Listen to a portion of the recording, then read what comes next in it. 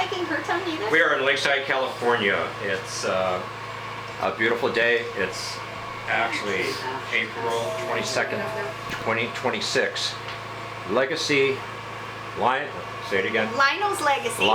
Senior Dog Lionslegacy.org, which is a fantastic hidden jewel right here on Woodside Avenue in Lakeside. And this person is going to explain what they do here, and we're going to zoom in an actual procedure happening right now. Yes, you are. Hi, I am Chamille Lamb, L-A-M-B. I am the Director of Operations for Lionel's Legacy. We are a senior dog rescue, and we also have our free-to-chew, low-cost dental clinic.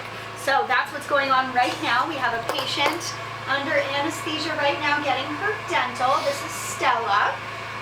So we've got all the, anesthesia and monitoring, dental machine, everything.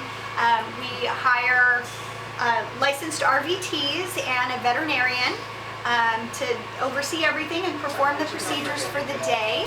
We also do low-cost exam and lab work to prepare for the dental procedures, and we also offer, once a month, we have a clinic for low-cost echocardiograms and ultrasounds. So some advanced diagnostics that can get really expensive, so we do those at a low cost as well for the community. How long have you been an organization? Tell me a little bit about, briefly, a little bit about the history. Yeah, so Lionel's Legacy started 14 years ago this year. We rescue about 100 dogs every year, and we focus mainly on senior dogs, and we do take younger dogs. Typically, they have some sort of disability. We have between 60 and 70 dogs in our organization at any time. We are 100% foster-based, so everybody's in a foster home. About half of our dogs tend to be forever fosters, dogs that have some sort of terminal or chronic condition that makes them unadoptable to the general public. So they will stay with us with their foster, commits to them for the remainder of their lives, and the rescue continues to cover their medical costs as well as the necessary food and supplies. And I've heard about the organization in the past, and then I film the Doggy Fest up in Santee every year, and I did see you had a booth there, right? Yes. And and then I ran into Gary Mitrovich, and he said, "Oh, hey, you got to come out this past weekend and see what we do." And I said, "Absolutely." Then you invited me back to do this, to see the action happening here at the low-cost clinic. Okay, so how does a person do they call? Do they go through your webpage? Do you want to give us the information on how they can contact? And also, are you looking for volunteers? How do they do that? Yeah. Or a person that wants to have some medical care, like what's happening today, echocardiogram, all different types of things. Yes, so for the clinic specifically, the best thing to do is go to our website, lionelslegacy.org, and you will go to the Free to Chew tab. We have an application there, so you'll fill that out. That gives us some basic information about... Oh, please, you don't have to. Could have walked right by. One of the medical people here went underneath my tripod. It's okay. Hey, we're not a satellite production or anything. We're silly here. So fill out an application. It gives us some basic information about you and about your animal.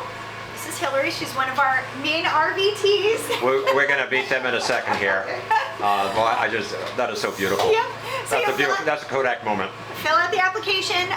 If your dog or cat, we also do cats, has seen a vet recently and has exam and lab work, we'll ask that you email that over to us, clinic@lionelslegacy.org. If not, we can schedule the exam and labs here at our clinic. We have quite the wait list, so we are booking currently about 6 weeks out. So just keep that in mind and be patient with us. We get a lot of applications, there's a lot of interest. And then you would also fill out the application for the echo or ultrasound, and those are once a month, so let us know that's what you're interested in. You can always email us at clinic@lionelslegacy if you have any questions. You can also feel free to give us a call or text at 619-289-8943. Yeah, and I assume that a lot of people don't know about this, that it's right here in Lakeside. It's open to anybody. You don't have to live in Yes. Lakeside, right? Yep, correct. Just anybody Yeah. in East County or wherever they might want to come in. We get folks from Murrieta, from Oh, wow. Riverside. We get folks from LA that come down. Really? So, yeah. That's wonderful. Yep. So we're gonna zoom in a little bit to these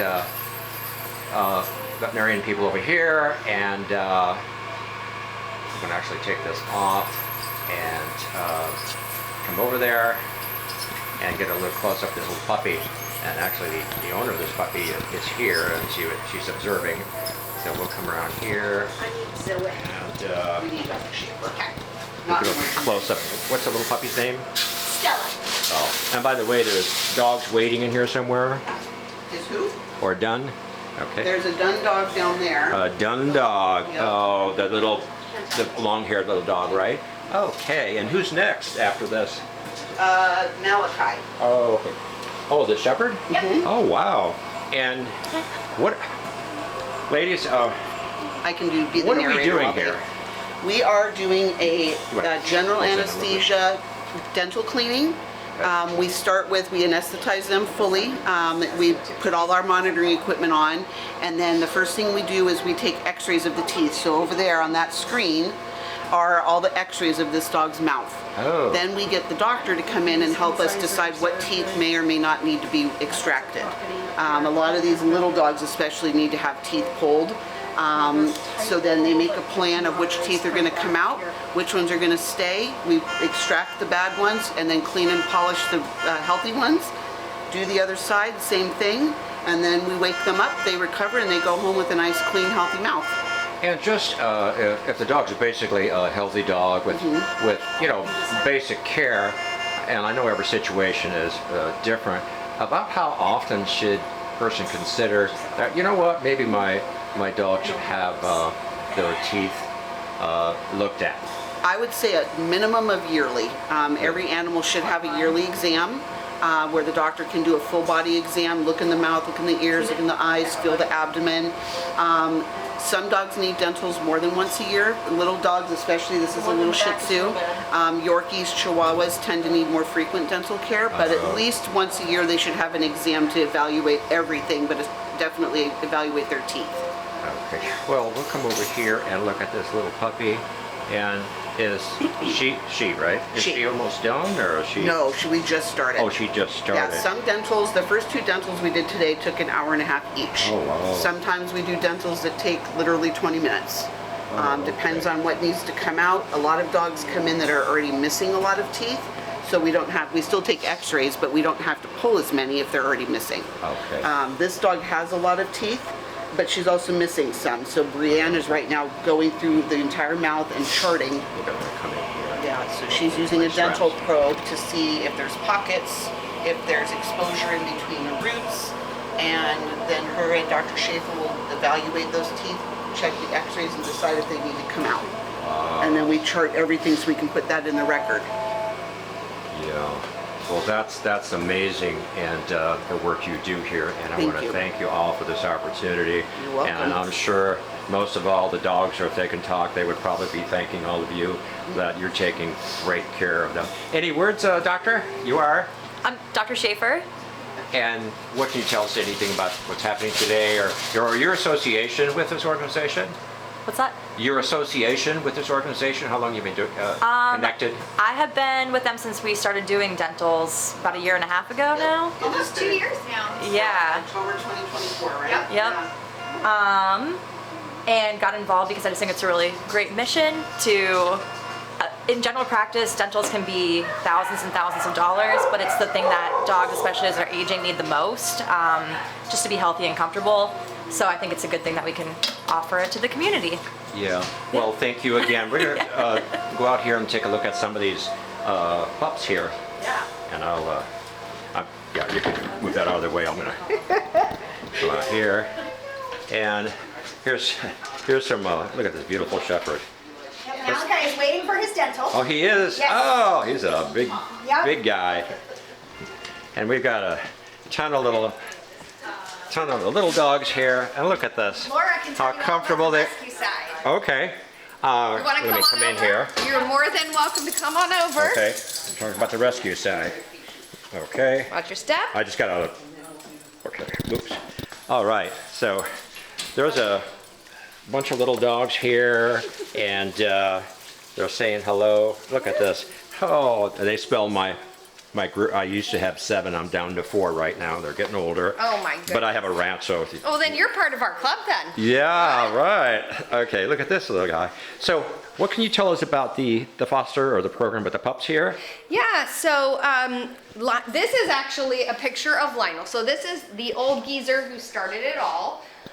He was the first senior dog we pulled from a shelter in Los Angeles. Lionel, right? Yeah, Lionel. Whoa, And at that point, we didn't have an awareness of senior dogs being advocated move into more for. light here. Yeah. Yeah, And there you so we kind of came to this understanding that they needed to be advocated. There's lots of rescues all over the place, but nobody was really advocating for the senior pups. So we kind of took it upon ourselves to get that started. When we first started, we honestly thought, it would just be our family and maybe a few friends here and there, and then this, it just kind of grew over the course of 14 years. So, and we started with, just rescuing from our local shelters. But as we started having conversations with people in the community, we realized, there's lots of different reasons why people give up their pets. And it's not just because they're bad pet parents and that they don't like their pets, but, people get sick, or family situations change, or people don't have the time to take care of senior pet needs as they age. So we started taking owner surrenders when people were going into the hospital or passing away. And then even from there, we realized, gosh, there's a lot of people who go in the hospital, but they love their pets and they want to take them back when they come home. So we also have a program called Home Away from Home, where we do a 60-day emergency boarding program.